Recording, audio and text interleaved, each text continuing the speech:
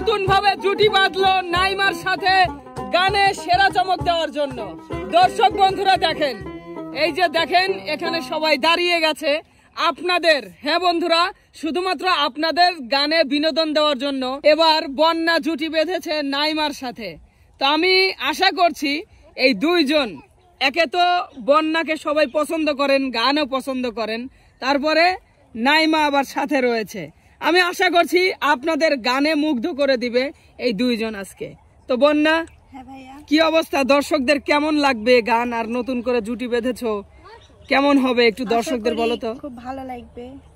আশা করতেছো ভালো লাগবে? আশা করলেই অবশ্যই ভালো লাগবে।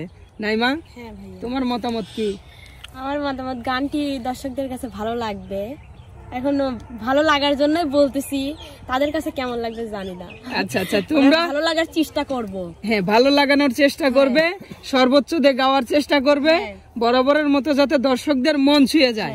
ঠিক আছে? আচ্ছা, দুইজনই বেশ খুশি আছে, তার মানে গানও হবে ভালো। উস্তাদ? হ্যাঁ সাগর, মানে 1-1-2 ভালো। হ্যাঁ, 1-1-2 ভালো, তার মানে বুঝছো, এই যে এক ভালো ওই এক ভালো, দুই ভালো একখানে, কতটা ভালো হবে এটা নিজেই তুমি একটু চিন্তা করো।